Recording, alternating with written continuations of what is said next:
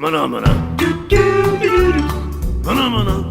Olá, meu nome é Hulk Janelli, sou professor universitário, design de produto, sócio criativo da Atom Studios e bem-vindos a mais um podcast. Hoje a gente vai falar com o Carlos Zardo, ele é diretor de planejamento estratégico da Next Lab Group, englobando as marcas MySpec InDesign, Next Lab Cowork e Instituto do Design, desenvolvendo projetos de comunicação, marketing, branding, design e inovação para empresas e marcas de todos os portos. Mestrado em design pela Universidade Anhembi Morumbi, com foco no design centrado no ser humano, como elemento construtor de narrativas e experiências.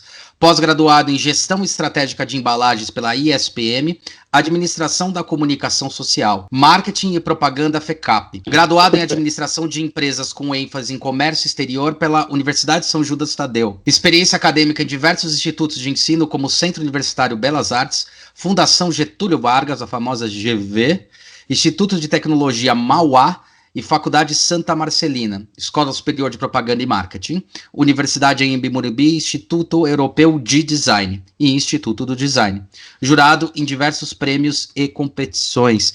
Carlos Zardo, valeu por aceitar esse desafio. E, cara, é um prazerzaço falar com você aí. Você tá muito tempo na estrada, velho. E essa jornada mudou alguma coisa? Ou ainda o design ainda é aquele... Ah, se der pra investir, eu invisto. Puta, cara, vamos lá, vai. Primeiro, Hulk, obrigado pelo convite, é muito legal estar aqui discutindo visões do design, né, bicho? Até porque, como você leu aí no meu mini currículo, eu tenho uma formação um pouco diferente do tradicional dentro do universo do design, né, apesar de estar no mundo do design há bastante tempo. Como você falou, eu fiz administração de empresas com ênfase em comércio exterior e, cara, trabalhei um bom tempo na área de comércio exterior, sim, fiz muita liberação aduaneira, agenciamento de carga. Bicho, já vi eu vi e vivi cada história que até Deus duvida, nessa alfândega nossa de meu Deus.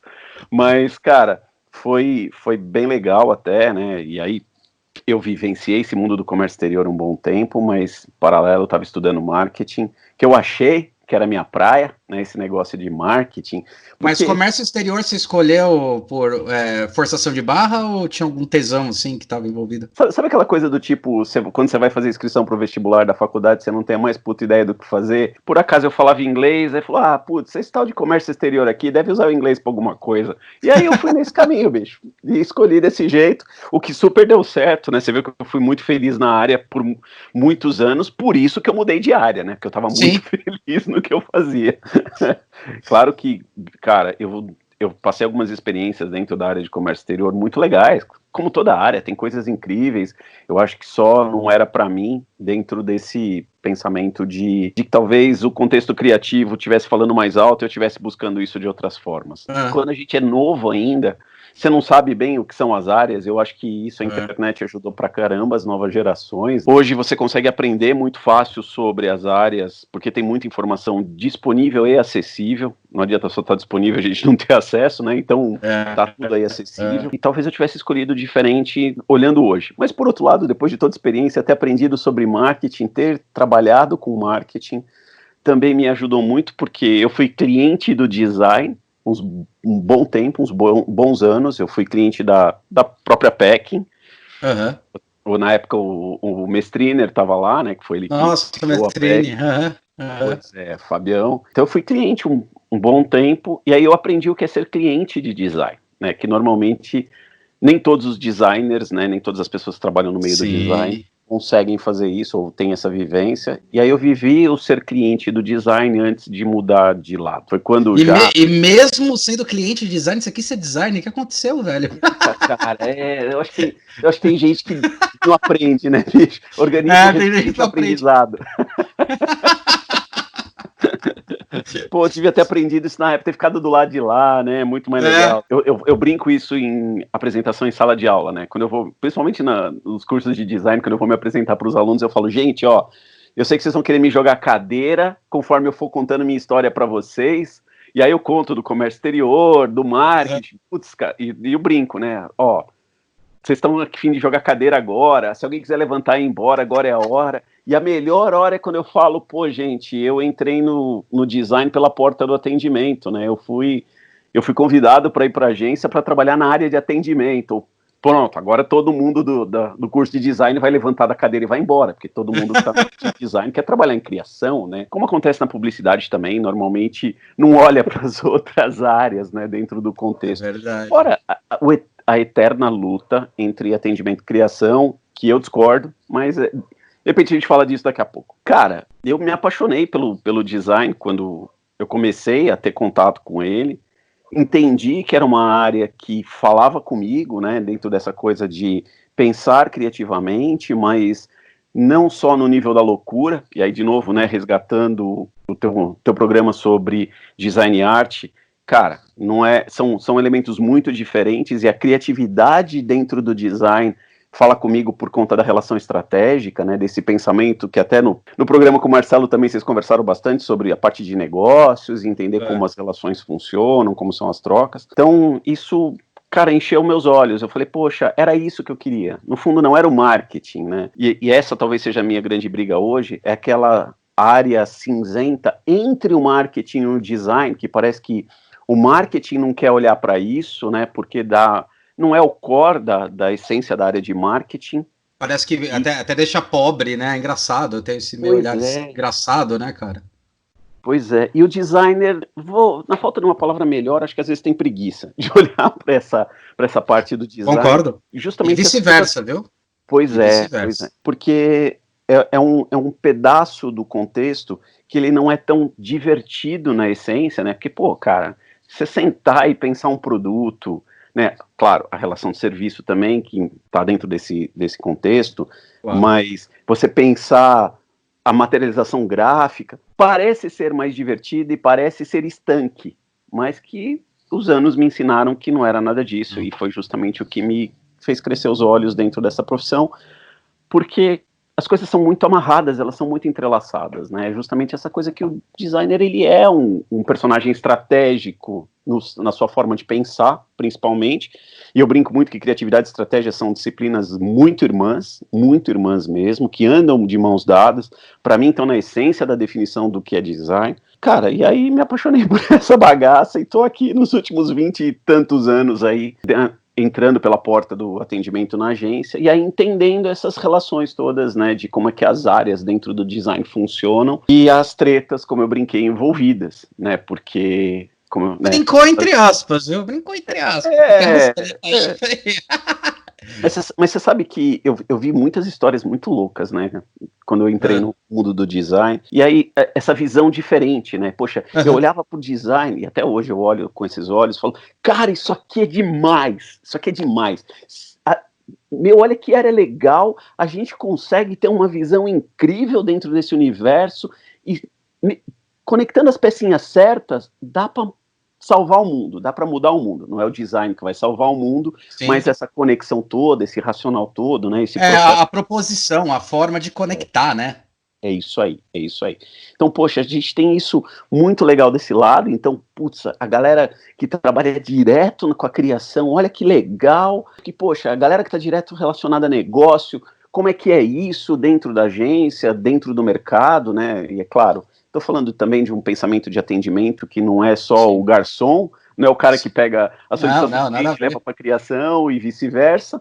Imagina, o atendimento ele é uma parte nevrálgica de muita agência, porque é ele que define os pontos de um briefing muito bem colocado, de um escopo muito bem definido, e se esse escopo não tiver definido, não tiver um olhar muito bom, cara, ele já sai errado ali naquele ponto. Então ele é estrategicamente fundamental, cara. E aí você rasga dinheiro como empresa, se você tiver um ponto de atendimento ruim, que direciona... Assim, já tá, em alguns casos já é bem difícil você lidar com o outro lado da mesa, né? A gente tem alguns probleminhas aí, a gente vê algumas coisas no mercado. E se você tiver problemas do seu lado da mesa, isso acaba sendo muito complexo, né, em termos de negócio pro design. Por isso que a importância das duas áreas. E o cara de atendimento, quando tem a visão criativa também... Cara, é um casamento perfeito, é uma coisa incrível, mas claro que eu vi muita besteira também acontecendo, né, as birrinhas da criação que a criação tinha razão, em alguns casos, em outros não, do atendimento que tinha razão ou não, e claro que, como qualquer projeto dentro da área de design, o grande barato é quando todos os pontos, entendem que, cara, a gente está pensando em experiência, a gente está pensando a construção da relação com o outro, né? Então, sim, o atendimento, ele tem as necessidades dele, como qualquer usuário de qualquer produto ou serviço, assim como a criação também tem, e como partes dessa engrenagem louca dentro de um escritório de design, efetivamente, a gente tem que olhar para tudo isso e tentar fazer isso da melhor forma. Até porque uma das coisas que eu curti muito dentro do mundo do design é que não existam, né, talvez nas agências maiores, quando a gente entra em outros contextos isso fique mais forte, mas a gente não tem muita puxação de tapete, né, dentro da agência. Como tá todo mundo ali, normalmente a visão sobre o contexto, você consegue ver as áreas, você consegue ver as pessoas, eu acho que as pessoas trabalham melhor, e a gente não tem essa coisa de puxar tapete, que no mundo corporativo às vezes é um pouco mais comum. Então, cara, pois é. E aí, olhando para tudo isso, eu me achei numa área incrível, curti pra caramba. E aí, respondendo um pouco da tua pergunta, eu dei uma volta pra chegar na resposta. Não, deu não. É isso aí. Eu realmente acredito no design. Eu realmente acredito no potencial que a gente tem. Eu realmente acredito, e eu já vi, assim como, acho que não é nenhum problema falar, que eu já dei muito resultado pra empresa, justamente porque a gente entende os processos, entende as pessoas e tem foco nessa solução de problemas. E por conta disso, justamente, eu entendo que o design é uma coisa muito legal. Claro que tudo tem o outro lado, né? Nem tudo é perfeito nessa vida, mas os projetos estão aí, as empresas continuam comprando design, claro que estamos numa pandemia, algumas coisas diminuíram, algumas áreas estão com menos impacto projetual do que outras cresceram muito. Então, a gente pode até falar que mercadologicamente esse é um momento meio bolha, né? Que a brincadeira de 2020 é um ano que não foi, talvez para muitas agências isso seja verdadeiro, mas ao mesmo tempo, de qualquer forma, está um mercado muito difícil, até pela valorização do pensamento do design, né? Assim, para um cara que veio de outra área e que, felizmente / infelizmente, não teve oportunidade de aprender sobre tipografia, grid e outras construções, a própria antropometria, toda essa coisa do universo do design, termos que a gente usa com muita frequência entre a gente, eu aprendi de outro jeito, né? Eu não aprendi da forma tradicional, eu aprendi com excelentes mestres na vida, e muitas vezes até lecionando com esses caras, foi quando, né, nos projetos integrados a gente fazia umas coisas muito legais, e eu acabava aprendendo bastante. Leio muito também, enfim, e a experiência nos projetos. E olhando para tudo isso, cara, eu super valorizo o resultado do design. Não é só porque eu estou na área, mas que eu entendo esse impacto. E às vezes a gente não é valorizado, não é visto da forma mais legal, porque a gente é confundido com uma resposta tecnológica, né? Então, hoje você gasta... Eu vi outro dia, né? Você gasta R$90 e você tem 2 designers trabalhando na sua marca, que nada mais é do que aquelas coisas bem pasteurizadas que a galera pega de internet. Como você tem sites, né? Os Fivers da vida, $5, essa coisa toda. Logo por R$50. Pois é, cara. Então, assim, isso tem uma grande desvalorização. Claro que eu sou a favor, e olha que louco o que eu vou te dizer. Eu acho que o design, ele pode ser acessível, ele tem que ser acessível, inclusive em custo, porque muitas empresas, né, muitos empreendedores, pessoas que estão no começo do processo, eles não teriam acesso ao design se não houvesse essa coisa de ser um pouco mais acessível, não tão caro, dependendo do contexto, mas o problema é quando a gente tem uma sobreposição e tudo colocado no liquidificador, e esse entendimento de que, cara, design é só... Faz aí no Word uma marquinha, abre no PowerPoint e monta... Eu já vi isso. Assim, faz uma arte de embalagem no PowerPoint, olha que legal, ficou lindo. A brincadeira, né? Meu sobrinho que mexe bem no computador, a gente ainda brinca. Tantos anos, cara, e a gente ainda brinca desse negócio. Então, o que me incomoda só um pouco na área é isso, porque houve uma perda, né, de percepção, ao mesmo tempo que a gente ganhou um baita de um terreno no processo, que eu acho muito louco. Você tem empresas que têm vice-presidências de design, né, grandes empresas que têm esses cargos hoje em dia, às vezes não necessariamente no Brasil, mas tem esses cargos. Então, o design, ele ganhou força, ele ganhou terreno, ele ganhou espaço, mas ao mesmo tempo ele perdeu também. E aí fica a grande dúvida, né? Culpa de quem? A culpa é do designer, a culpa é do cara do outro lado da mesa que está contratando isso. Às vezes eu me pego pensando nessas coisas todas, mas e até acho que a culpa nunca é de um lado só, né? A culpa é de todo mundo nesse processo, de como a gente se vende, de como a gente se coloca, ao mesmo tempo de como o outro lado está disposto a olhar para as coisas. E claro, eu acho que entregas é também, né? engraçado você perguntar isso, porque eu acho que a culpa do design nessa esfera é justamente esse problema dele não conseguir entender o negócio e o quanto ele pode ser estratégico. Quer dizer, ele acaba brigando muitas vezes. Eu vejo muitas vezes o design ele brigando pela ideia dele e não pela melhor ideia projetual, entendeu? Eu acho que isso que acaba afetando muito essa percepção. E também muita gente falou, eu acho bonito. Foda-se, eu sempre falo para os alunos, foda-se que você acha bonito, não é você que tem que achar. É isso aí. Para a empresa faz sentido? É essa a linguagem? É isso que precisa? Então eu acho que tem muito, um problema que eu vejo não cobraram do design, pelo menos da minha geração que eu fiz até 2000, né, ainda não se cobrava, hoje com meus alunos eu tento cobrar, a questão de entender que sim, ele é um ponto nevrálgico estratégico, e se ele fizer merda, o cara vai perder dinheiro. Além da outra coisa, que é importante, fala assim, qual é a linguagem adequada para você se comunicar da melhor maneira com as empresas? Com as pessoas você pode até conseguir se comunicar, né? O cliente, você pode até saber, mas como é que você se comunica com as empresas? Como é que você posiciona? Como é que você fala para ele numericamente ou estrategicamente que o que você está fazendo de ação tem embasamento estratégico para, sim, causar o lucro dele ali na frente, o potencial de ganho e assim por diante. Eu acho que tem um pouco desse... Eu acho que até, pegando de novo, né, dentro de alguns outros encontros que você teve, outras conversas, justamente desse entendimento de processo de pesquisa, do quanto o trabalho, ele é de um processo criativo que não envolve o estalo criativo em si, né? Uhum. E muita gente fala, mas por quê? Quando você estava lá tomando banho, você teve uma ideia. Cara, você só estava tomando banho e teve a ideia porque você pesquisou loucamente, você teve muitas experiências, você teve toda uma construção de bagagem que te permitiram que naquele momento de relaxamento, e a água tem todas as características, né, para isso, que você pudesse conectar esses pontos e ter uma ideia, que aí é parte também da coisa de, até para eu poder pensar, eu preciso às vezes de um respiro, né, não adianta a gente querer fazer 70 coisas ao mesmo tempo. A neurologia fala isso, a neurociência fala isso, muito claro, senão você não faz a sinapse. Exato, as coisas não se conectam. Então, de verdade, eu acredito nisso tudo, eu acho que tem realmente culpa de todos os lados no processo. Concordo com você com relação aos alunos, né? Esses anos todos também de universidade têm demonstrado que a gente, às vezes, e não estou dizendo que não tem que discutir isso, tem que discutir isso, claro.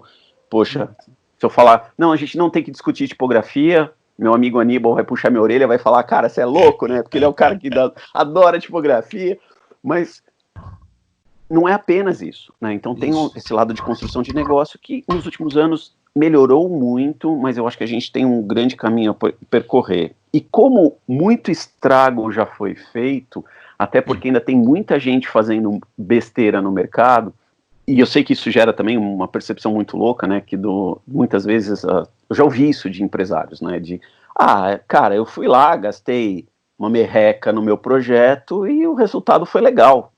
O que você fala para o cara? Então o bom design é caro? De forma geral, ele tem o seu custo porque ele envolve todo um conjunto de ferramentas. Mas é brincadeira também que um relógio parado, ele está certo 2 vezes ao dia. Então, existe a chance de uma pessoa inexperiente acertar um projeto? Existe. Mas o que eu também sempre briguei com as empresas, né, quando a gente fala de projetos muito grandes, é qual o nível de risco que você está disposto a correr como empresa. Desenvolver uma embalagem, se você construir uma marca, se você desenhar um produto, ou se você formatar uma experiência, um fluxo de visitação, enfim, não importa, né? Já que o design tem todas essas possibilidades, e for errado, é o que você falou, quanto isso vai custar para o cliente, quanto de dinheiro ele vai deixar de ganhar, e que muitas empresas às vezes têm dificuldade de compreender, que é exatamente isso. Eu estou ganhando dinheiro com essa embalagem merda que eu tenho desse produto, meu produto tá vendendo, então deixa quieto. Tá, cara, mas você tá deixando de ganhar muito mais, você podia estar vendendo muito mais. Se você tivesse um correto posicionamento, se você tivesse bem estruturado, se você tivesse uma boa presença em redes sociais, se você fechasse todos os teus pontos de contato para realmente desenvolver a experiência, que é o foco de todo mundo. O Marcelo comentou, né, no papo de vocês, o Teixeira, sobre a questão de jornada do usuário, né? A gente fala muito da jornada do usuário, tá no core do meu projeto de mestrado também. A gente fala muito da questão de jornada do usuário. E a gente normalmente para a jornada quando a relação termina, que eu também te ouvi falando sobre isso, que é a questão do pós-produto. Bicho, tem muita gente no mercado para o raciocínio ali. E talvez mais um fator de diferenciação de um bom projeto num projeto ruim é justamente o quanto você pensa o que vai acontecer depois e como trazer o depois como parte do projeto também. Mas, né, aquela velha história, como ainda, né, e a gente viu um crescimento, pelo menos eu senti isso nos últimos anos, os serviços de design serem comprados cada vez menos pelas áreas de marketing e cada vez mais pelas áreas de compras das empresas, e nem sempre essas áreas de compras, trabalhei em compras bastante tempo também no meio dessa tumulto aí de comércio exterior, eu sei bem como funciona esse contexto.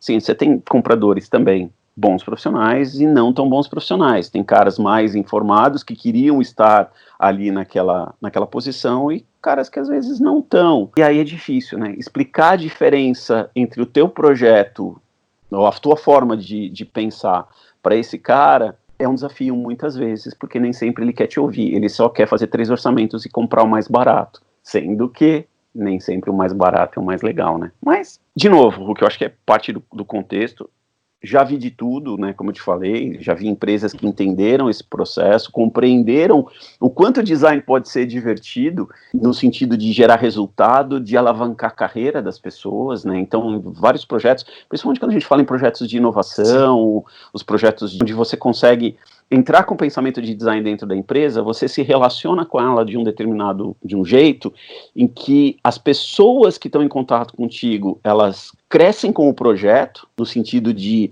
aprender ferramentas, aprender aplicações, e esse projeto gera visibilidade dentro da empresa também, o que faz com que a carreira delas alavanque. Então, cara, a brincadeira, né? Já arrumei empregos melhores para um monte de cliente por aí, porque o cara participou de um mega projeto show de bola, teve uma visibilidade, era um bom profissional, claro, aprendeu mais umas ferramentas, teve uma visibilidade incrível com aquele projeto dentro da empresa, porque ele deu um baita de um resultado, recebeu uma super proposta para ir para uma outra empresa, num salário melhor, muitas vezes num cargo melhor e coisa do gênero. Então, eu entendo o design como uma ferramenta de RH, também já vi muitos casos de desenvolvimento pessoal, onde aquela pessoa da equipe, da empresa, passa a atuar de um jeito mais legal depois dessa vivência. Tenho vídeos, né, depoimentos de pessoas que falaram isso pra gente mais de uma vez em vários projetos. Por isso que eu entendo o design desse jeito muito legal, porque assim, eu tenho essa percepção super boa e eu continuo investindo nesse mundo, seja, né, como empresário, seja como professor, seja como profissional, né, tanto que fui fazer mestrado em design, né, depois de tantos anos na área, finalmente fui buscar a linha acadêmica, né, para eu poder me encaixar sobre o contexto do design. E fui atrás porque chegou a hora. Cara, eu realmente acredito nesse negócio. Eu vejo o design como essa mega possibilidade omnidisciplinar, né? A gente já não é nem mais multidisciplinar, porque são várias disciplinas. Né? Cara, a gente pega trans, o multi, cara, a gente bota tudo dentro do mesmo lugar e fala, gente, agora nós vamos trabalhar junto. Você vai usar o teu melhor, você vai distribuindo isso, que a Mozota fala disso, né? O designer como coordenador e tal. Mas o gestor projetual. Exato, cara. A gente tem como pensamento essa força de juntar engenharia, comunicação de forma geral, administração, recursos humanos, como você coloca todo esse pensamento e faz a coisa acontecer. Então, por isso que eu penso no design hoje, dentro desse... A gente fala, né, de multidisciplinar e tal, mas para mim é omni, cara, porque as coisas são hiperconectadas. são hiperconectadas, não é só multi, não. Hoje a gente já está num outro momento desse, né, do trans, multi, para mim já é omni, a gente já deu Que um passo. nem a gente tá falando do Omnichannel, então é interessante, cara, né? É um É, termo legal. O design eu acho que ele sempre foi mais estratégico nesse quesito, ele foi ganhando um pouquinho mais de mercado, um pouquinho mais de força, tanto que a gente fala que ele tá muito mais preparado para uma gestão em T do que muitos gestores estão, sem dúvida. né? Que ele consegue, assim, um bom designer, eu brinco muito, você deve ter ouvido falar pra caramba, eu uso bastante essa frase, que é mais importante não é saber o teu telefone de quem sabe, né? Exato. E saber a hora de ligar.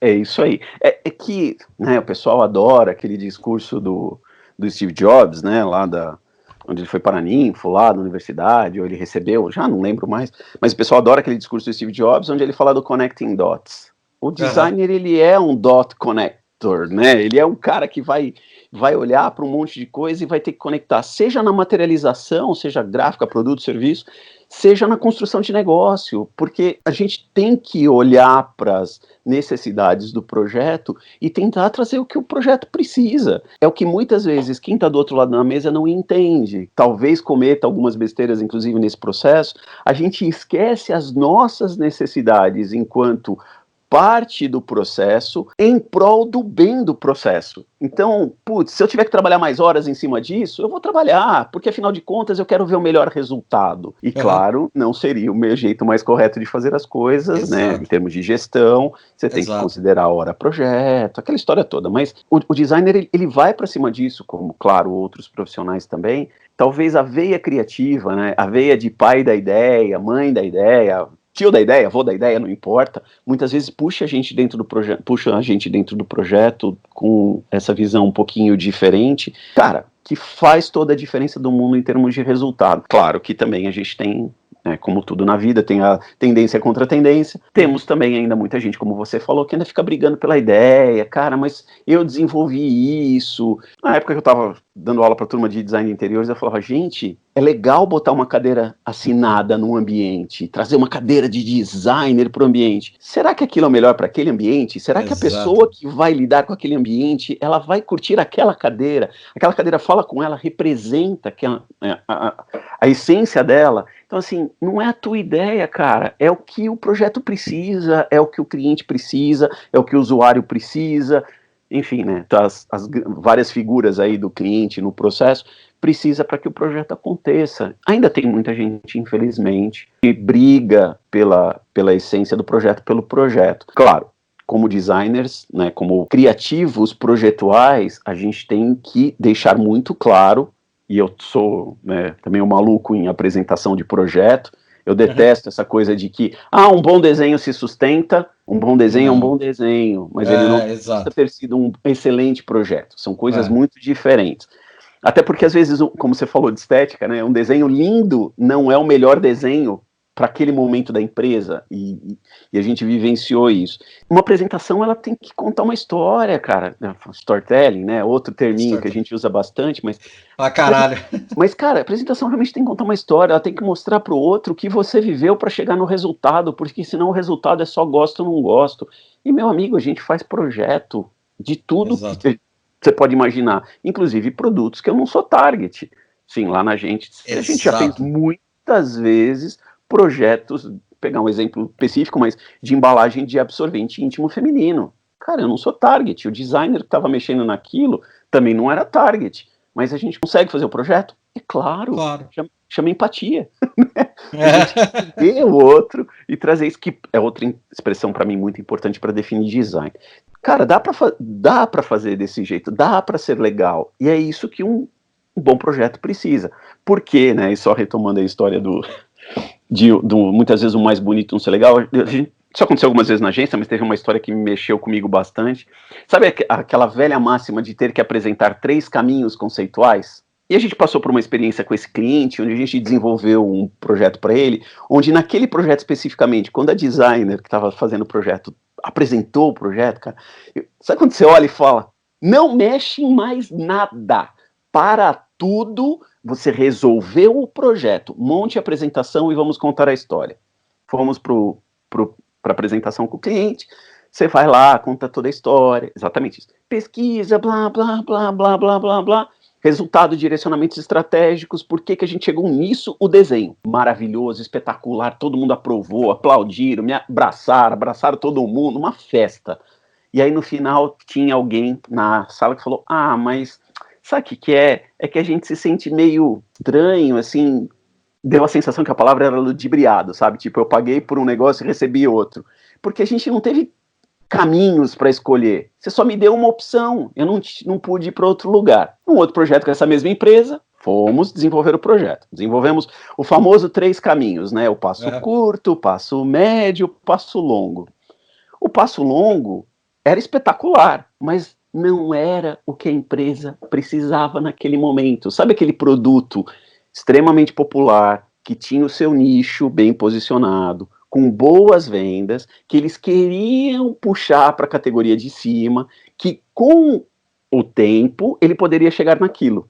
Então, pensamento estratégico. Então, na apresentação, eu massacrei isso 200 vezes. Falei, olha, então chegamos, quando o produto crescer, né, quando ele deixar de ser criança, né, ele for para o outro contexto, ele aprender coisas novas, ele tiver toda uma construção de bagagem diferente, que ele vai para a nova fase, aí ele pode conversar neste contexto. Deu para entender? Deu.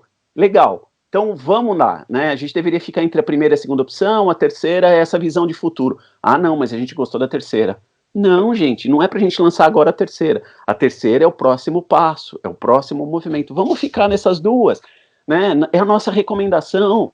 Na verdade, era o passo curto, a recomendação, tal. Não teve jeito, foi pro mercado. É necessário dizer que foi uma catástrofe, venderam menos naquele momento do que estavam vendendo, justamente porque quem era o público não se identificava mais com o produto, e quem não comprava olhava para aquilo e falava, não, isso aqui é um produto abaixo, não é para mim. Então, assim, de novo, né, essa coisa do entendimento, da relação, da construção, da história. Quando a gente é ouvido, Hulk, eu realmente acho que a gente dá mais resultado. A minha experiência me mostra que, a minha vivência me mostra que, quando o designer é ouvido, ele dá mais resultado. Também não sou totalmente contra a participação do cliente no projeto, muito pelo contrário.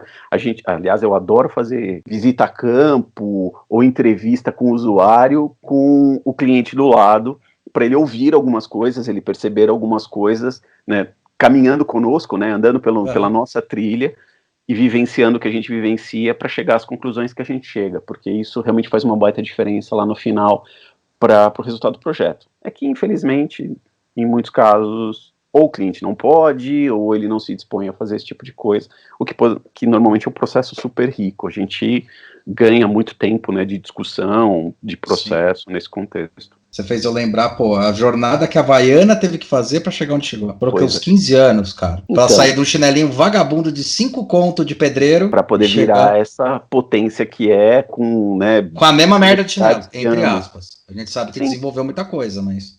Então, mas você sabe que esse processo, de novo, né, esse processo de construção, reposicionamento, direcionamento, faz parte da relação estratégica. Em alguns casos a gente consegue, outros não, interferir com o cliente. Eu brinco que eu sempre vou pontuar o que eu visualizo, né, no mercado de forma educada, eu prometo, né, assim, eu juro que eu vou perguntar educadamente, mas se tiver alguma discrepância do que está sendo falado para o que a gente visualiza no mercado, eu vou trazer, tá? Eu vou trazer e a gente vai ter que conversar sobre isso. Aconteceu isso num projeto também, onde a gente estava desenvolvendo um novo produto, um novo conceito, a gente estava, né, era um novo elemento do portfólio, completamente diferente do que eles estavam acostumados, e eles queriam usar a marca mãe da empresa como a marca do produto. Coisa que você sente estranho, né? Tipo, aquele gostinho ruim na boca quando vem o briefing, você fala, cara, esquisito. Aquele gorfinho. Exato. Aí o que a gente fez? Normal, não dá para fazer isso em todo o projeto, toda a proposta, mas essa me incomodou num nível que a gente fez uma pesquisa para eu poder fazer a proposta do projeto, uma pesquisa mesmo, assim. A gente foi conversar com algumas pessoas, lançou uma pesquisa, inclusive na internet, pediu, né, para que as pessoas respondessem, para ter algum embasamento, algum direcionamento, ainda um sobrevoo, mas um olhar sobre o contexto. E realmente ficou claro que o cliente precisava de uma nova marca para aquele produto que ele ia lançar. Monta a proposta financeira, manda para o cliente. Putz, a gente não tem verba para fazer a marca. Então vamos ter que fazer embalagem, material de comunicação, mas não tem verba para fazer a marca. Putz, mas precisa, vai ser muito mais legal, o projeto tem maior potencial de resultado, tal, mas não tem verba. Então vamos fazer o projeto. Seguimos o projeto com aquele mastodonte atrás da orelha, né? Não dava nem falar que era uma pulga, assim. Cara, era um negócio gigantesco incomodando a gente desenvolver o projeto. E aí chegou num ponto do projeto, falei, não dá, gente. Assim, ó, vamos responder o que o cliente quer. Então, chegamos num resultado onde nos deixava confortável dentro da solicitação do cliente, mas eu falei, não vai dar. Nós vamos ter que botar essa marca no negócio, nós vamos ter que fazer, nós vamos ter que mostrar, nós vamos ter que explicar de algum jeito que o cliente precisa disso. E aí foi onde a gente foi essa milha extra do projeto, né? Seando um pouquinho mais do que deveria, e mostra o resultado do projeto. O projeto foi para o mercado, justamente porque o cliente olhou para o negócio e falou, entendi, a gente precisa disso.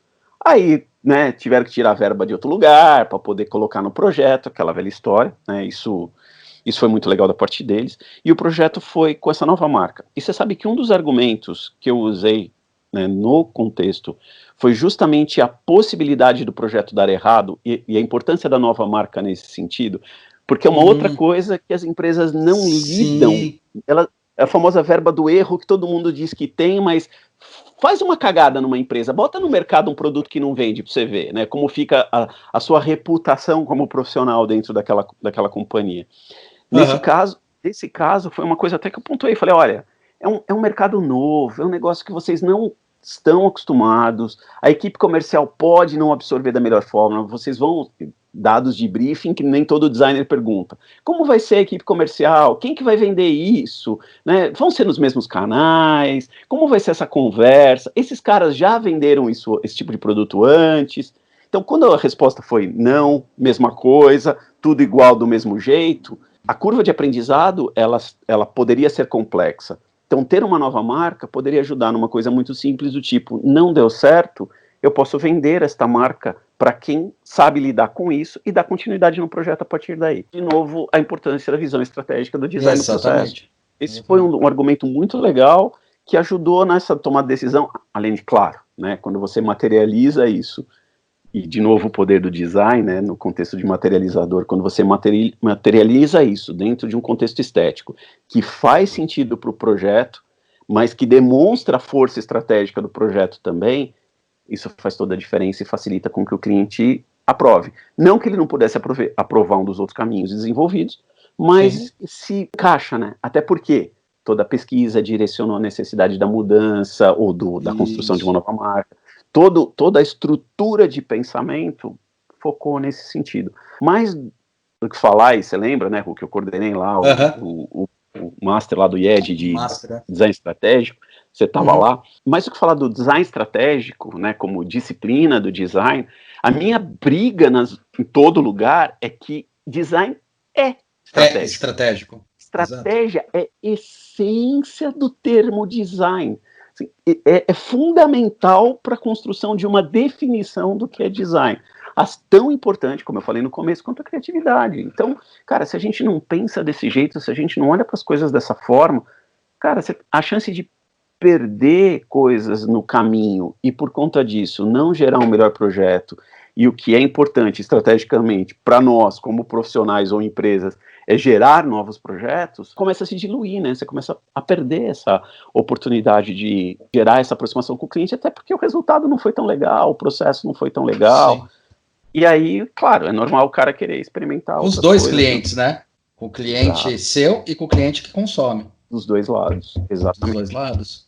Porque, de novo, é uma jornada, né? Aí a gente vai falar dos usuários e da importância de todos eles, dos clientes internos, dos clientes externos e das relações, das sobreposições, das narrativas que acontecem nesse contexto todo para formatar a experiência. Então, exato. Agora, uma pergunta, você acha que hoje em dia as empresas elas conseguem enxergar que sim, as grandes empresas, tem, óbvio, macroempresas que têm essa visão, mas você acha que está mais comum, mais fácil as empresas enxergarem que realmente os produtos dela só fazem sucesso por causa dos clientes que absorvem isso daí, ou elas ainda caem naquela armadilha, na cararapuca de falar, eu sempre vendi assim, meu produto é bom. Não, ele é bom porque ele fez sentido.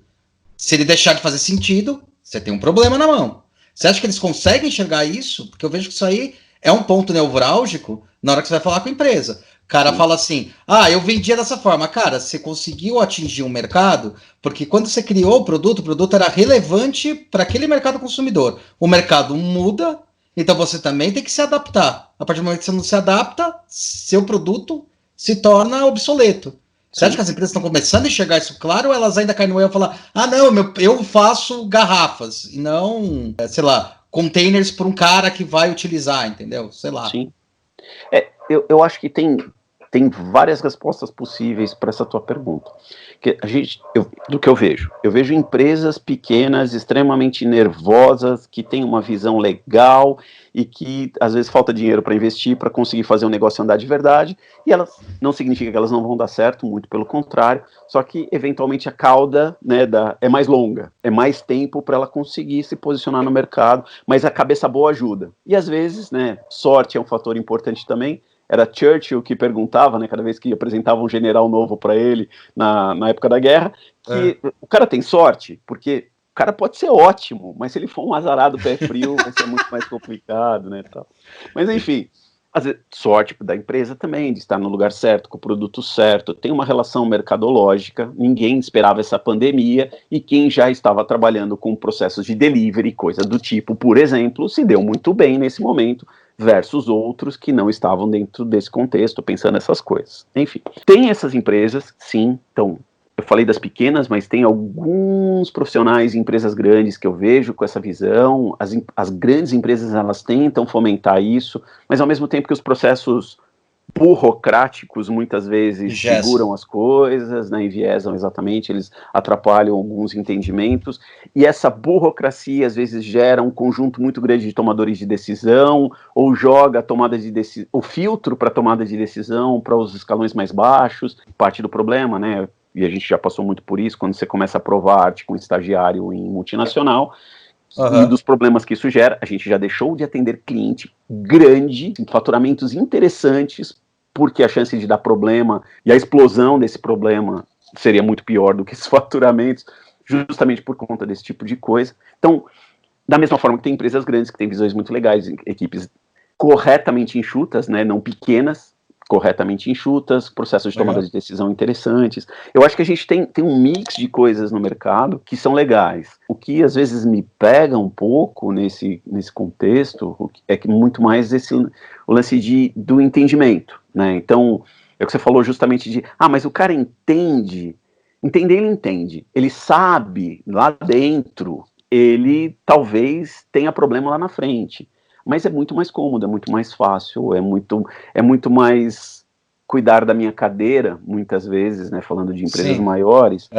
O famoso escudo anal. Escudo anal. E é tipo pesquisa, né, com o consumidor, que é utilizado em grandes linhas para escudo anal. É exatamente isso. Muitas vezes o cara tá tão ocupado em gerenciar a própria cadeira, cara, que ele não vai. Pra quê que ele vai querer inovar? Pra que ele vai querer mudar, bicho? Pra quê? Larga a mão de besteira, esse negócio tá assim desde sempre. Então não é que ele não entende. Ele sabe lá dentro que seria legal se ele mudasse. Mas a história do e se der errado? Aí a gente volta pra história do erro. Se der errado, ele vai se fuder. Ele vai ter uma perda de imagem, credibilidade, visibilidade dentro da empresa, que isso pode impactar em promoção, aumento de salário, aquelas coisas todas. Então, muitas vezes o que o cara faz, ele faz o café com leite, o dia a dia, joga no seguro. Não faz mudanças radicais, até porque muitas vezes a própria empresa também não espera isso dele. E por conta disso, né, já que a gente está falando de inovação, né, de processos desse tipo de entendimento, por isso que inovação normalmente é implementada nas empresas quando ela vem top-down. Se não vem do presidente, se não vem do dono, se não vem daquele diretor mega blaster, supimpas, inacreditável, pica grossa, é difícil implementar, porque, até juntar todo mundo, será que o industrial vai comprar o projeto? A gente já viveu uns projetos muito legais, se eu posso falar, porque é um excelente exemplo, uma coisa bem legal. Quando a gente desenvolveu lá o frasco do óleo salada para o pessoal da Bunge, foi um projeto extremamente desafiador para o resultado que era esperado, com redução de espessura, gramatura, tinha um monte de elementos ali no projeto, e um pedido que a gente fez na época foi que, olha, a gente gostaria, como a ideia era ter a marca em relevo na embalagem, a gente gostaria que o rótulo tivesse a marca dele alinhada com a marca que está lá em relevo na embalagem. O pedido foi assim, olha, seria legal, mas é complicado, eu sei, porque é um posicionador na linha, de uma linha que cospe garrafa enlouquecidamente e tal. E a gente lidou com um gestor de marketing muito legal, que ele botou o projeto embaixo do braço e falou, não, peraí que eu vou conversar com a galera do industrial. E ele conseguiu, né, ele teve a habilidade de trazer o time nesse processo. A gente teve alguma interferência nisso, mas foi muito mais característico dele, ele soube utilizar as ferramentas para isso, e aí ele conseguiu trazer todo mundo, e pode olhar, a garrafa ainda está no mercado e o rótulo está alinhado com uma das marcas que estão lá. Tem cara que abraça, bicho, tem cara que entende, tem cara que quer fazer o mundo girar para frente, tem cara que quer cuidar da cadeira e resolver o próprio salário. Eu ouvi de um consultor uma vez, fui numa reunião, aquelas coisas que a gente é chamado, né? O cara é consultor da empresa, aí por que não fazer um projeto novo da empresa para redesenhar? Nem lembro o que era. E aí chamou a gente. Vamos lá, sentamos com o cara. A reunião foi uma merda. Sabe aquela reunião assim, que nada bate, o santo não bateu, assim, não deu. Nossa, né? Enfim. Mas o cara falou uma frase, né, que não tem essa de que reunião não serve para nada. Assim, se você tiver com a orelha, com olhos para ver e ouvidos de ouvir, você pode aprender alguma coisa no processo. Ele falou, não, porque nas empresas, 95% das pessoas estão lá cuidando da própria cadeira, e 5% são que puxam o negócio para frente. Pensando em todos os projetos que eu já vi, né, toda essa vivência, empresas grandes, médias, pequenas, né, não importa. E um trânsito legal, é verdadeiro. Pode não ser 95-5, pode ser 90-10, pode ser 99-1, mas tem essa relação de que grande parte da empresa está ocupada em cuidar da própria cadeira, cara. Até porque as pessoas têm, né, claro. Vamos olhar para o ser humano, né, já que tem sido minha grande vertente também. Cara, olhando para o ser humano, as pessoas têm sonhos, desejos, necessidades, vontades, e elas precisam das coisas que elas precisam, acabou, compreendo.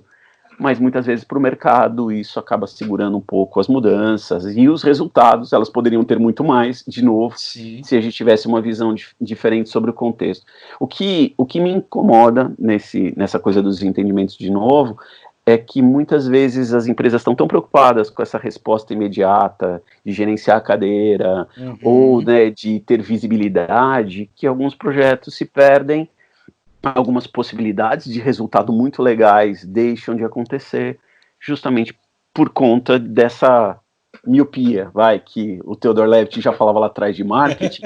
Mas, cara, essa miopia cresceu, ela não é só de marketing, ela é miopia administrativa, de marketing, de novo, recursos humanos, de design, ou de qualquer outra área que você quiser colocar aí na mesa, porque às vezes falta esse entendimento de que, cara, a gente tem tanta coisa legal para fazer, dinheiro, assim, se a gente der um prejuizinho aqui, não vai ser tão ruim, a empresa está girando em outras coisas. Mas, de novo, a cultura do erro ainda, por mais que algumas empresas tenham isso, implementaram isso de um jeito legal, a maior parte ou não tem, ou só diz que tem, que eu também já ouvi bastante sobre isso, né, não, a gente tem aqui uma verba que a gente pode errar, que a gente pode fazer, que a gente pode não sei o quê, mas de novo, o cara que tenta, que erra, ele acaba ganhando um distintivo, né, no ombro, tipo, bicho, você fez bosta, para. Você não faz parte do clube de vencedores, né? Todo mundo aqui, né, vencedor. Não é assim, né? Até porque o quanto a empresa aprendeu naquele projeto, ou deveria ter aprendido, para conseguir gerar resultados melhores nos próximos. Outra vertente legal do design, a gente está muito forte dentro do contexto da educação, né? Você teve uma conversa incrível com o Edi, inclusive, aqui, que o Edi para tudo, né? Professor Edi, se ouvir essa gravação, é o Yoda do design. Ele é o Yoda, cara. Ele é a história viva dessa bagaça, bicho. Se alguém é o grande mestre Jedi desse negócio, o Alessandro Câmara falava isso, putz, não tem como discutir. É o Edi, né? Esse cara manja tudo de educação, manja da aplicação do design. Tá hiper antenado, cara. Total, bicho, total. Porque o design tem essa característica também, né? O que a gente traz, essa coisa de vamos olhar para o que a gente fez, vamos olhar como foi feito e vamos trazer isso como parte do aprendizado.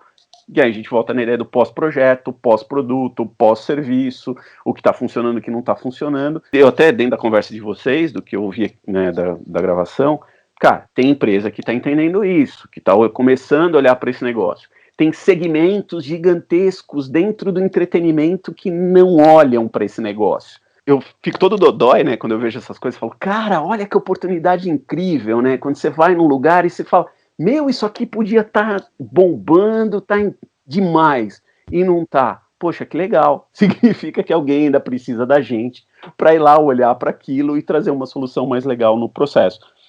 Como também tem lugares incríveis, elementos incríveis que às vezes, né, a gente entra ou se depara com o produto, com o serviço, com o que for, e que, cara, você fala, olha só, alguém pensou nisso de verdade. Não foi só no contexto da nubankização, né, do serviço, ou uberização do serviço, mas dentro da ideia da experiência de verdade. Porque hoje todo banco é Nubank, né? Todo telefonia celular. Parece que as empresas de telefonia celular decidiram virar Nubanks, né? Algumas estão fazendo isso de um jeito talvez legal, outras nem tanto.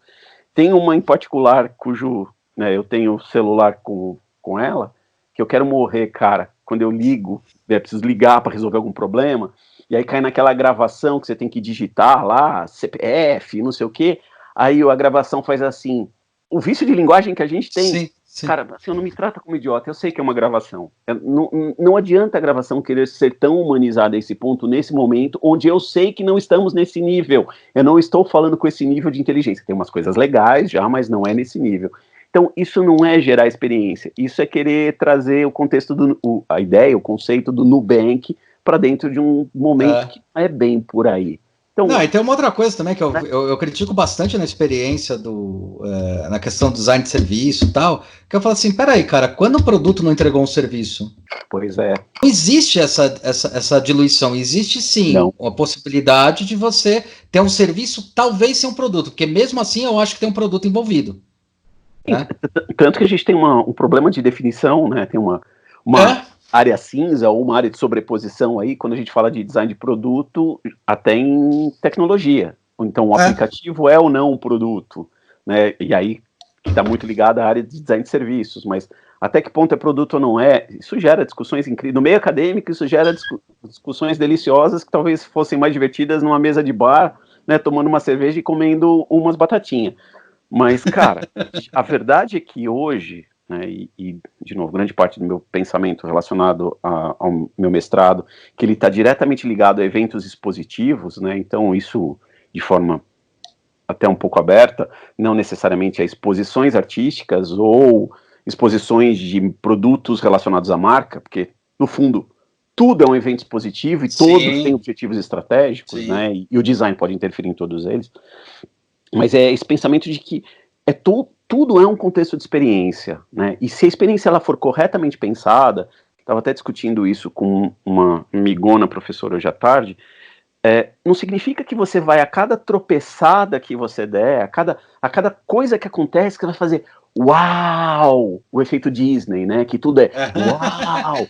Uau, não é isso, cara. É que no final, se o produto entregar um bom serviço, ou o serviço for um bom produto, você vai sair daquele contexto, né, daquela vivência, daquele momento, com a sensação de, nossa, foi incrível, eu não sei bem o porquê, mas foi tão incrível e vale, cara, e é legal. Isso é o objetivo do design de serviço, /produto, /experiência, /estratégico, /design.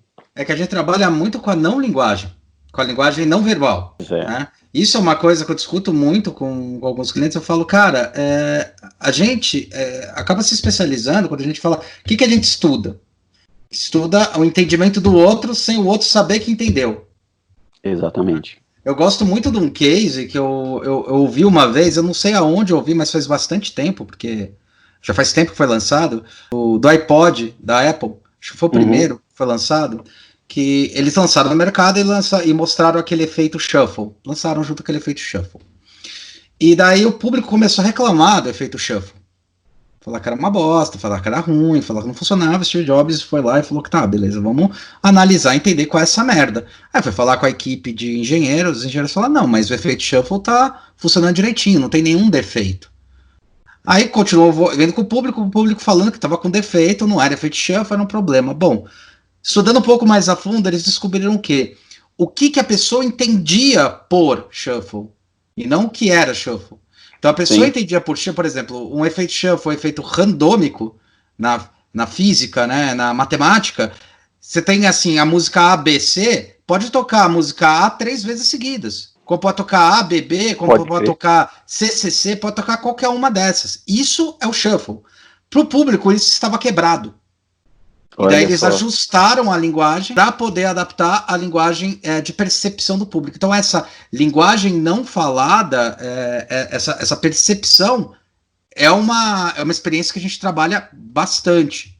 E eu acho que é aí que está o pulo do gato. Exato. E, de novo, essa coisa de entender o pós-produto, o pós-serviço, o pós-elemento, a entrega. Eu tenho, né, justamente batido muito nessa coisa da minha pesquisa sobre o que acontece lá, depoisão, sabe? Tipo, você teve um impacto expositivo qualquer, vamos chamar assim de, cara, tinha um carro no meio do shopping, você foi lá aprender sobre o carro, você te chamou a atenção, você quis ir lá ver, então você tomou conhecimento da existência, você foi recepcionado de alguma forma, você teve contato. Em algum momento você se desliga disso, né? Então você se afasta, uma hora a sua relação com aquele momento, ele deixa de existir. Eu amo divertidamente, né, a animação. Ele passa a ser uma daquelas bolinhas coloridas num armário lá no fundo, ou perigosamente vira uma bolinha cinza dentro do buraco. Então, qual que é o grande ponto, né? Na hora que ele vira uma bolinha colorida dentro do armário lá no fundo, como é que a gente faz para resgatar isso, para que você tenha uma relação legal, uma coisa legal, para de repente, por que não? Daqui 6 meses, 8 meses, 1 ano, 5, quando você for comprar um carro, você resgata essa experiência e você decide por aquele carro. Dentro da relação, falei de uma compra de produto, mas isso pode se relacionar a qualquer coisa, cara. E de novo, o pensamento projetual e a relação do design, ela transcende, né? Ela não só mas é mais do que isso, ela ultrapassa o contexto efetivo da relação do item, do momento em si. Você pode resgatar isso de várias formas usando outras ferramentas, se você estiver preocupado com isso, se você pensar efetivamente nisso. O que nem todas as empresas, esse dá para falar fácil, realmente se preocupam, porque o que todo mundo está preocupado, claro, é sair lindo na foto na hora que o bagulho dá resultado, mas a gente não discute o que é o resultado efetivo, né? Quantos produtos são lançados, vendem absurdamente no lançamento e dali 1 ano não estão mais no mercado. Né? Ninguém nem lembra mais deles. Exato. O que aconteceu? Será que foi feito um excelente trabalho no começo de um produto que tinha toda a aderência no mercado e de repente, já ganhou, né? Time que já ganhou, a gente não mexe? Porra nenhuma. Em time que tá ganhando, a gente mexe muito, até para ele continuar ganhando. Não sou do futebol, né? Não curto futebol e tal, mas dá pra falar que o time que tá ganhando, você não vai mexer? Eu lembro dos joguinhos de videogame, cara, o jogador fica cansado. Você tem que trocar ele às vezes. Você precisa de um cara que tá animadão, pilhadão pra ir lá jogar. Produto, serviço, mesma coisa. Então, o computador se adapta ao seu jeito de jogar, essas coisas. É isso aí. Então, como é que a gente pensa o processo para ter esses resgates, né, de vivências, de memórias, de contatos, para que isso volte para o contexto? Quando a gente não pensa nisso, talvez o produto só tenha uma vivência, uma existência mais curta, uma existência de 1 ano, 2, 3, 5, não importa, mas que ele poderia ter 15, 20, 30, 50, sei lá. E aí essas acabam sendo, na verdade, né, as brigas, eu acho, dentro da nossa área. Porque, cara, a gente tem que vender a gente tem que vender o que a gente faz, a gente tem que vender o potencial de resultado que a gente tem, e a gente tem que começar a demonstrar esse resultado e a dificuldade que é, até porque muitas vezes a gente não tem acesso ao que são esses resultados de verdade. Né? 90%. Pois é. Ter um bom relacionamento com o cliente para que ele abra uma informação para a gente, dê uma informação verdadeira para a gente no contexto. Por isso que muitas vezes o designer tem dificuldade, mas a gente tem que vender tudo isso. E a gente ainda tem que fazer o cara entender que a gente pode ajudá-lo em várias outras esferas, porque nós ainda somos colocados dentro da caixinha de, olha lá, o bando de maluco, porra, o cara barbudo, cabeludo, tatuado, toca em banda, não sei o que, é louco, é claro, ele só vai vir aqui, vai me trazer uma ideia louca e vai embora. Não é assim, né? Não, nem um pouco. Não é só isso o que a área tem para entregar. Muito pelo contrário. Essa loucura, ela me facilita olhar para algumas coisas que quem está dentro de uma salinha, fechado, com ar-condicionado, naquela vivência de dia a dia, muitas vezes não vai conseguir visualizar. É isso que a gente faz, né, cara? Exatamente. exatamente. É aquilo que a gente estava falando no começo, né, bicho? O mercado tá difícil. Mas, por outro lado, também, quanto mais difícil o mercado fica, acho que mais oportunidades começam a aparecer. Então, Né? eu vejo um monte de oportunidade de negócio que geraram, tipo, você fala sobre perdas, né? Mas se fala assim, tipo, a Disney teve, eu acho que no primeiro mês, 50 bilhões em perda por causa dos parques. É um negócio assim, surreal. E aí você vê a Zoom, que as ações deles cresceram 450%. Explodiram, até porque. Explodiram, cara. Então, de novo, de estar pura a história da sorte, né? Estar no lugar certo, na hora certa, com o produto certo. Mas você vê, mesmo a Disney, e aí eu acho isso também, né, meu pensamento flutua entre outras empresas nesse contexto, isso tem a ver com a verba do erro, mas que muitas vezes a gente olha para a perda do negócio de um jeito imediatista. O coronavírus, ele vai dar trabalho por mais um tempo, a gente vai ter essa quarentena chata, vai e vem, elástica, porque a gente não consegue parar 40 dias, ficar quieto, porque ia morrer sem o faturamento de um mês, a gente está sem faturamento de meses, como deveria, e é muito pior, mas enfim. Mas nós vamos ter esse processo elástico? Vamos. Será que a gente não vai conseguir ganhar dinheiro com isso, né, essas grandes empresas? Então os parques realmente tiveram esse movimento. Eu não tenho esse número. O que será que está acontecendo com o Disney Plus, né, o canal lá da Disney de coisa, que eles começaram outro dia, de streaming, né, que eles começaram outro dia. Será que ele tá dando resultado, cara? Entendeu? Então, é isso que é foda. Eu queria saber também essas informações. É foda, cara. Porque isso ia ser bem legal. Porque eu acho que estão tendo oportunidades e vantagens, né? É aquela história também. Tem um pouco dessa discussão, fala assim, quando fala, o Brasil vai ter perda. Cara, que país do mundo não vai ter perda? A China, pela primeira vez em 30 anos, acho que vai ter só um crescimento, acho que de 6%, cara. Foi a primeira vez em 30 anos. Então, tipo assim, é uma condição sine qua non. Então vamos parar de olhar para isso e vamos olhar para o que pode efetivamente ser feito? Exatamente. E mesmo que haja perda nesse momento, que é outra briga que eu tenho aí com algumas empresas, cara, a gente já ganhou tanto até aqui, a gente já segurou tanto até aqui, vai ser um período de perdas que a empresa tem condições de segurar. Boa, o que você acha que não tá fácil a gente pra agência segurar todo mundo, não demitir, né? Estamos ali, a unhas e dentes segurando essa bagagem. Por quê? Porque, cara, eu também tenho uma obrigação social com o país. Sim, não é no primeiro problema que aparece, vamos sair demitindo, vamos sair chutando, vamos sair cortando. Ao contrário, agora é hora da gente fazer uma força, segurar e vamos em frente. Até porque existem outras oportunidades. Vamos conversar sobre essas possibilidades. Vamos parar de ficar, dia, vale, a minha tristeza, né? Lip hard. Né? Lip hard. Não, e outra coisa que eu falo com as empresas, agora é momento, já que está acontecendo, agora é momento que vai ter respiro para repensar, para reestrategiar, para falar assim, agora a gente tem folga para pensar, fazer com calma e fazer a estratégia que vocês precisavam tanto fazer. A gente pegou um cliente falando isso, falando, cara, agora é o momento. Tá querendo lançar a marca? Então agora é o momento da gente entender mercado, ter mais tranquilidade para pesquisa, ter mais facilidade para entender onde tem problema e onde não pode ter, onde a gente vai poder. Porque tem mais tempo de respiro para justamente analisar a situação. Você viu a quantidade de padaria que está em reforma? Não, reformas que estão acontecendo. Eu vi bar. Cara, exato. Por quê? A padaria podia parar antes para reformar, era um transtorno, era um problema, era uma complicação.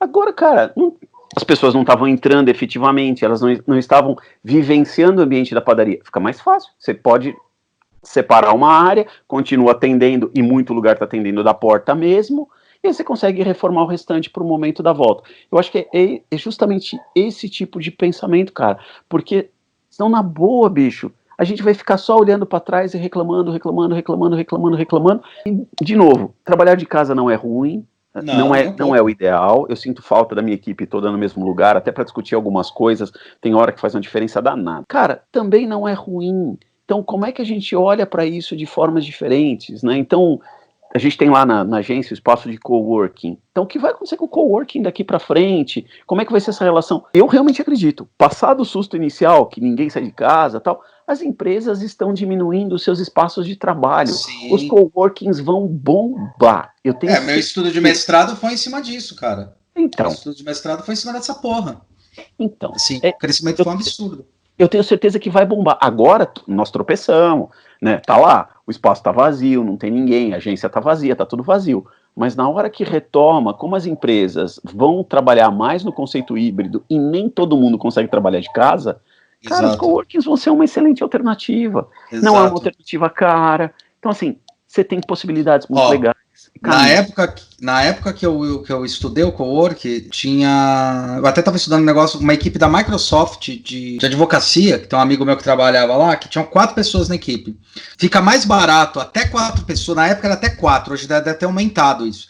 Mas até 4 pessoas, valia mais a pena se alugar uma sala no cowork e pagar para essas 4 pessoas, do que você alugar uma sala e montar uma estrutura para essas pessoas. Era normal isso, cara.